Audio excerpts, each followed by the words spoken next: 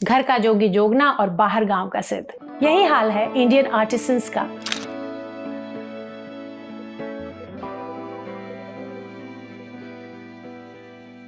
महंगाई के हिसाब से तो क्या है, जैसे मजदूरी भी बढ़ती जा रही है और जितना होना चाहिए, जितनी मेहनत करते हैं उतना तो पड़ता नहीं है। पूरे हिंदुस्तान में हैंडलूम वाले तो देखो मेरी बात, सभी जगह मजदूरी कम ही पड़ती है हैंडलूम वाले। एफआईआर भी लॉन्च कराई है पिछले 2024 में। उन्होंने लीपापोती करके, और वो जो सर्च एंड सीज का चेन्नई ऑफिस से जो रिकमेंड आई ना, उसको भी जो है औपचारिक रूप से इनसे कौन हाथ में हाथ डाल के कहे कि इसको जब्त करो इसको।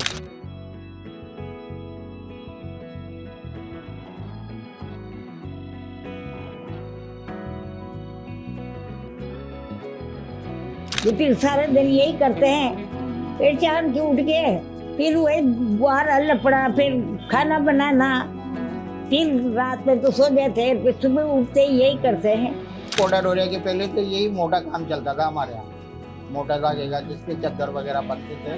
फिर उसके बाद में करीब 100 सवा 100 150 साल से तो ये कोटा डोरिया बनता।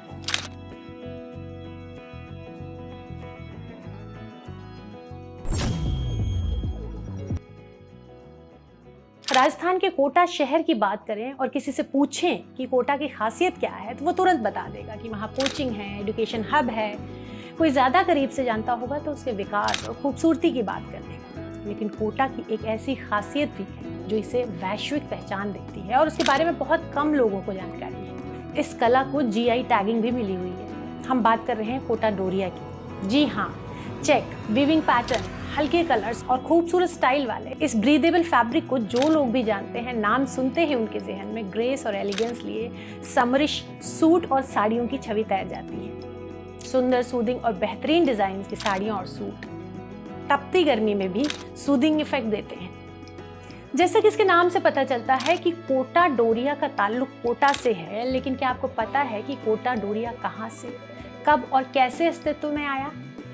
इसका इतिहास क्या है, कैसे इसे जीआई टैगिंग मिली और कोटा के एक छोटे से कस्बे की पेचीदा गलियों से निकलकर इंटरनेशनल रैंक पर जलवे बिखेरने वाले इस डिजाइन की कहानी कितनी दिलचस्प है।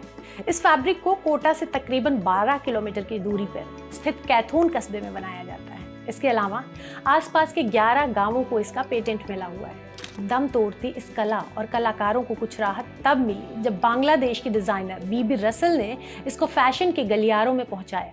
उन्होंने तत्कालीन मुख्यमंत्री वसुंधरा राजे के निमंत्रण पर राज्य के हस्तशिल्पों को पुनर्जीवित करने की दिशा में कदम उठाया और कोटा, बीकानेर, जैसलमेर और बाड़मेर जैसे क्षेत्रों से बुनकरों के साथ मिलकर काम किया और राजस्थान हेरिटेज वीक जैसे आयोजन के माध्यम से इन कृतियों को प्रदर्शित किया। रसल ने फैशन फॉर डेवलपमेंट पहल के तहत कोटा डोरिया साड़ियों के स्टाइल और पैटर्न के साथ एक्सपेरिमेंट्स किए। तब इसको एक अलग पहचान मिली और अंतर्राष्ट्रीय मंचों पर सराहना मिली। लेकिन इसे विडंबना ही कहेंगे कि इसके कारीगरों की स्थिति में कोई बदलाव नहीं आया। कुछ समय से कोल्हापुरी चप्पलों और भारतीय थैले को इंटरनेशनल फैशन जायंट्स ने लॉन्च किया तो लोग हक्के बक्के रह गए। सुपर लग्जरी सेगमेंट के ब्रांड भारतीय पारंपरिक फैशन को जगह दे रहे हैं, लेकिन इससे यहाँ के कारीगरों का क्या? घर का जोगी जोगना और बाहर गाँव का सिद्ध। यही हाल है इंडियन आर्टिसंस का, खास तौर पे कोटा डोरिया बनाने वालों का। कैथून के कोटा डोरिया के कारीगर भी बेहद पिछड़ा जीवन जीने को मजबूर हैं। इस फैब्रिक में खास है इसके चौकोर जालीदार डिजाइन और कपड़ों के पेस्टल शेड्स जो इसे समरिश फील देते हैं। साथ ही इसके खूबसूरत डिजाइन ग्रेस और एलिगेंस का पर्याय बने रहते हैं। हजारों में बिकते इस फैब्रिक के सूट और साड़ियों की इन मजदूरों को क्या कीमत मिलती है, इसका अंदाजा है आपको? तो मैं बता दूं, इन कलाकारों को दिन भर अपनी आंखें गड़ाने के बदले एक साड़ी में तकरीबन 200 रुपए मिलते हैं।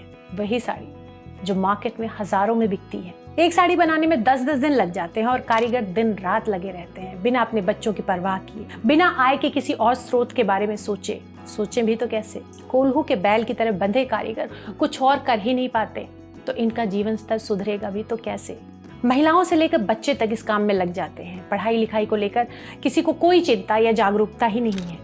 जैसा कि हम बता रहे हैं, कोटा के कस्बे कैथून के कारीगरों की असली कहानी, जिसे सुनकर आप हैरत में पड़ जाएंगे कि जो रईसी और खूबसूरती कोटा डोरिया पहनकर महसूस की जाती है, उसके पीछे कारीगरों की दिन रात की मेहनत, सतत निराशा पीढ़ियों का खून पसीना और भावी पीढ़ी की बर्बादी की कहानी छिपी है। हम भी कैथून निकल पड़ते हैं। कोटा से निकलते ही एक नहर आपको कैथून की राहों पर ले जाती है। तकरीबन 12 किलोमीटर सड़क के किनारे इस नहर की शीतलता मन मस्तिष्क को एक सुकून देती है। बाएं मुड़ते ही चौड़ी सड़क आ जाती है। आगे बढ़ते हैं तो धीरे धीरे यहाँ पारंपरिक कस्बाई गंध शुरू होती है। वहां तक भी ठीक है, लेकिन जैसे ही बाईं ओर की सड़क अंदर मुड़ती है वो और भी सक्रिय होती जाती है और गलियां और भी पेचीदा। लोग एक बारगी तो हमें हैरत से देखते हैं, लेकिन फिर अपने काम में लग जाते हैं। जैसे उन्हें इस तरह के विजिट्स की आदत हो गई है कि गाहे बगाहे कोई आता है, उनके हालात पर चर्चा करता है और फिर चला जाता है और वो रह जाते हैं उन्हीं गलियों की धूल में, 2 जून की रोटी की कश्मकश में। ना तो उनके दिन बदलते हैं और ना ही हालात। नाउम्मीदी, निराशा और बेनूर चेहरों को देखकर मन दुखी होता है। मुझे ये विजिट करवाते हैं मोहम्मद अकरम, जो खुद भी पुश्तैनी काम को आगे बढ़ा रहे हैं और इनका पूरा परिवार इस काम में जुटा हुआ है, लेकिन हालात कमोबेश वही हैं।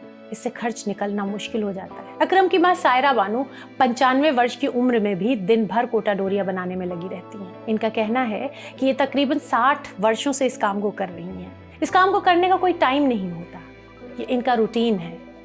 एक घर का काम किया और आकर करघे पर बैठ गए या इस जाल पर बैठ गए। इस तरह से काम में पूरी तरह जुटना होता है। मेरे काम में ऐसा ही चलता है कि फिर हमको हौसला आ जाता है बचपन से, फिर थोड़ा सा बड़ा फिर करने लग जाते हैं। हाँ, अरे भाई हम तो आ जाओ जो खाला पकाला और काम लाग जाओ, फिर यही करवा लाग जाओ। सभी करा बाहर और बर्तन पकानो, फिर टेम लगी इसमें बैठ जाते हैं। फिर सारे दिन यही करते हैं। फिर शाम की उठ के फिर वही बाहर लपड़ा, फिर खाना बनाना, फिर रात में तो सो जाते हैं, फिर सुबह उठते ही यही करते हैं।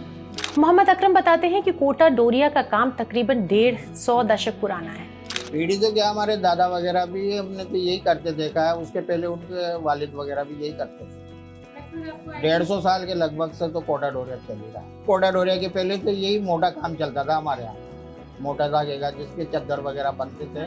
फिर उसके बाद में करीब 100 सवा 150 साल से तो ये कोटा डोरिया बना।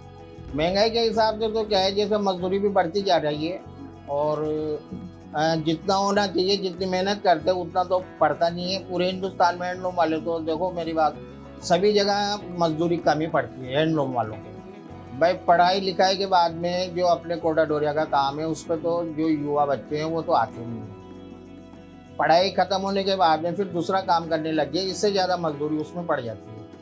तो जिसमें ज़्यादा मजदूरी पड़ती है उसी काम को हर इंसान करना चाहता है। तो हमारे यहाँ कोटा डोरिया का तो सिर्फ एक लेडीज़ काम रह गया, लेडीज़ ही करती है सभी जगह। ये है तरन्नुम बानो। इनकी पूरी दुनिया ये जाल है। धागों के साथ इनका एक रिश्ता बन गया है।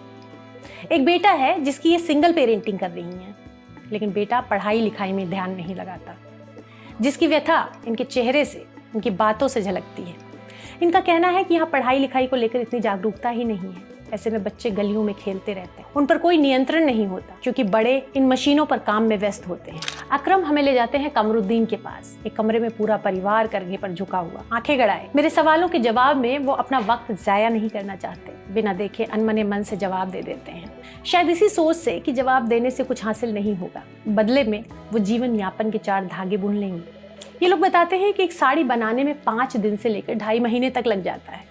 एक साड़ी बनाने में परिवार के हर सदस्य का योगदान होता है। ऐसे में एक परिवार की आमदनी क्या होगी और क्या होनी चाहिए, इसका अंदाजा आसानी से लगा सकते हैं। यहाँ से डायरेक्ट ये लोग साड़ियों की सप्लाई भी नहीं कर पाते क्योंकि इन्हें पता ही नहीं है कि कहाँ से कच्चा माल लाया जाए, इसे कहाँ पहुँचाया जाए। कोटा डोरिया के कारीगरों के सामने एक और चुनौती आ जाती है, वो है डुप्लीकेट मार्केट। वैसे तो जितने स्थानों को पेटेंट मिला है पूरे देश में, उसमें प्रतिदिन केवल 200 साड़ियां तक ही बन पाती हैं, लेकिन डुप्लीकेट मार्केट में रोजाना लाखों साड़ियां और सूट तैयार हो जाते हैं। ये लोग कहते हैं कि इंडस्ट्रियल एरिया में कोटा डोरिया साड़ियां बन रही है, ओरिजिनल कारीगर अवेयर नहीं है, अधिकतर अनपढ़ है। ऐसे में वो इंडस्ट्रियल माफिया से टक्कर नहीं ले पाते। इस बारे में कई FIR भी हुई है, लेकिन उसका कोई नतीजा नहीं निकला। काफी लोग कॉपी करने लगे। ये साड़ियाँ जो है 200 साड़ियाँ बनती हैं ओनली, पूरी रीजन कोटा डोरिया जो जोग्राफिकल एरिया है ना, इसमें हमारे परिक्षेत्र में। इसकी बजाय डेली लाखों साड़ियाँ कोटा डोरिया के नाम पर दिखती हैं। इसके प्रिवेंशन के लिए, इन्फ्रीजिंग को रोकने के लिए ये रजिस्ट्री है, लेकिन इलिटरेट हैं। अभी FIR भी लॉन्च कराई है पिछले 2024 में। उन्होंने लीपापोती करके, और वो जो सर्च एंड सीज का चेन्नई ऑफिस से जो रिकमेंड आई ना, उसको भी जो है औपचारिक रूप से इनसे कौन हाथ में हाथ डाल के कहे कि इसको जब्त करो इसको। अब कोटा डोरिया के इतिहास के बारे में थोड़ा जानते हैं। कोटा डोरिया साड़ी का इतिहास बताते हैं कि 17वीं शताब्दी से जुड़ा हुआ है। कहा जाता है कि कोटा के शासक राकिशोर सिंह ने कर्नाटक के मैसूर से कारीगरों को बुलवाया था, जिन्होंने हल्के और पारदर्शी कपड़े बुनने की कला को कोटा में स्थापित किया। इस कारीगरी को कोटा मसूरी कहा जाता था, जो बाद में कोटा डोरिया के नाम से जाना जाने लगा। कोटा डोरिया का इतिहास कुछ ऐसा भी बताया जाता है कि मैसूर से आए राजा अपनी पगड़ी में कढ़ाई करवाने के लिए 2 भाइयों को वहां से ले आए थे। बाद में उन्हीं भाइयों के परिवार पीढ़ी दर पीढ़ी कोटा डोरिया बनाने लगे। हालांकि स्थानीय कारीगर इसे केवल बनी बनाई बातें कहते हैं। तकरीबन 200 सालों की इस पुश्तैनी विरासत को आगे बढ़ाने वालों का कहना है कि कोटा डोरिया से पहले उनके बड़े बुजुर्ग मोटी चादरें बनाने का काम करते थे। ऐसे में इस कहानी में कोई सच्चाई नहीं है। वो अपने को कैथून का ही स्थायी निवासी बताते हैं। आज विकसित भारत की ओर बढ़े देश के इस हिस्से में जहाँ हुनर है, वहाँ सिर पर छत तक मयस्सर नहीं है। आज भी खपड़ैल है। इनके बच्चे गलियों में खेलते हैं और बड़े होते होते मैकेनिक जैसा काम कर लेते हैं। इन्हें ना तो शिक्षा से कोई सरोकार है और ना ही पारिवारिक हुनर के इस विरासत को आगे बढ़ाने में कोई दिलचस्पी। सोचिए, ये हिस्सा उस शहर से मात्र 12 किलोमीटर की दूरी पर है, जहां शिक्षा के सूरज का उदय होता है, जो कई कारणों से एजुकेशन हब के तौर पर विख्यात है और हमेशा खबरों में बना रहता है। इसकी भावी पीढ़ी इस उजाले से कोसों दूर है, एक जाहिल समाज बनाने की ओर अग्रसर। अब सवाल ये है कि क्या सरकार को ये स्थिति दिखाई नहीं देती? क्या इन कारीगरों को इनका ड्यू नहीं मिलना चाहिए? अपने कार्यकाल में वसुंधरा राजे ने थोड़ा बहुत काम किया था। बांग्लादेश की एक डिजाइनर ने कोटा डोरिया को कैथून की बेनूर गलियों से लेकर फैशन के चमचमाते मंच तक पहुंचाया था। जीआई टैगिंग भी मिली, लेकिन कारीगरों के हालात नहीं सुधरे। आज भी वो दिन भर काम के बदले चंद रुपए कमा पाते हैं। वहीं से निकलकर कोटा शहर के शोरूम में पहुंचते ही इनकी कीमतें आसमान पर पहुंच जाती हैं। सोचिए, प्रोत्साहन और सपोर्ट के अभाव में आने वाली पीढ़ी इस हुनर को नहीं अपनाएगी तो इस कला का क्या होगा? अभी कुछ परिवार इस काम को कर रहे हैं, लेकिन धीरे धीरे इनके कंधे भी झुक जाएंगे, इनकी आंखें थक जाएंगी और ये खूबसूरत फैशन फैब्रिक विलुप्त हो जाएगा कोटा डोरिया का, और रह जाएगा कोटा डोरिया का नाम इतिहास के पन्नों में। कारीगरों का कहना है कि इस बारीकी के काम में आंखें तक खराब हो जाती हैं। दिन भर की मेहनत में उन्हें जो मिलता है वो ऊंट के मुंह में जीरा साबित होता है। वो चाहते हैं कि सरकार उनका सहयोग करे, तो केवल वोकल फॉर लोकल के नारे से काम नहीं चलेगा। एक्शन फॉर लोकल पर जोर देना होगा।